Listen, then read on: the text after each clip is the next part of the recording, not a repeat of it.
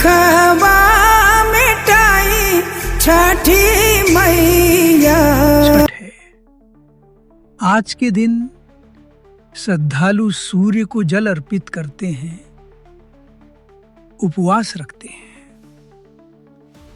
नदी या तालाब में खड़े होकर सूर्य देव को नमस्कार करते हैं और छठी मैया से सुख समृद्धि और संतान की कामना करते हैं। लेकिन क्या इससे भगवान प्रसन्न होते हैं? आइए आपको बताते हैं सच्चाई, संत रामपाल जी के बताए गए शास्त्रानुकूल ज्ञान से। संत रामपाल जी बताते हैं कि हमारे शास्त्रों में सिर्फ कबीर परमात्मा की ही भक्ति लाभकारी बताई है। सभी देवताओं के स्वामी हैं। सूर्य, चंद्रमा, ब्रह्मा, विष्णु, महेश, ये सभी सृष्टि के सेवक हैं, ईश्वर नहीं। आइए आपको प्रमाण दिखाते हैं। गीता में अध्याय 7 श्लोक 12 से 15 तथा 20 से 23 में कहा है कि इनकी पूजा करने वाले राक्षस स्वभाव को धारण किए हुए मनुष्यों में नीच दूषित कर्म करने वाले मूर्ख हैं। गीता 9 के 25। जो देवताओं की पूजा करते हैं वे देवताओं के पास जाते हैं, पर जो मेरी भक्ति करते हैं वे मेरे पास आते हैं। इसका अर्थ है कि सूर्य की पूजा करने वाला सूर्य लोक चाहता है लेकिन मोक्ष नहीं पाता।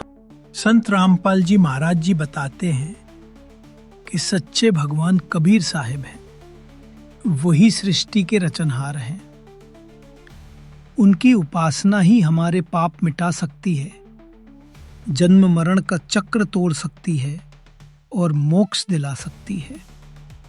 ऋग्वेद मंडल 9 सूक्त 86 मंत्र 26 में कहा गया है कि जो कबीर देव की भक्ति करता है वही अमर पद प्राप्त करता है। ये कबीर देव ही परमात्मा है। छठ पूजा में गलती क्या है?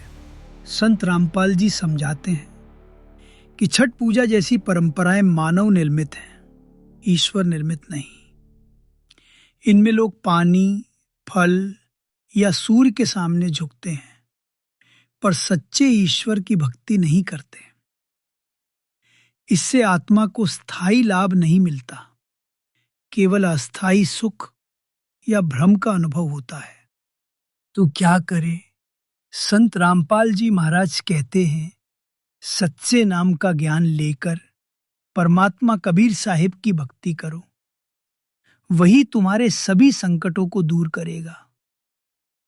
इसलिए छठ पूजा की जगह हमें सद्गुरु से प्राप्त सच्चे मंत्रों का जाप करना चाहिए, सद्ग्रंथों गीता वेद के अनुसार भक्ति करनी चाहिए और एकमात्र परमात्मा कबीर साहिब को ही पूजना चाहिए।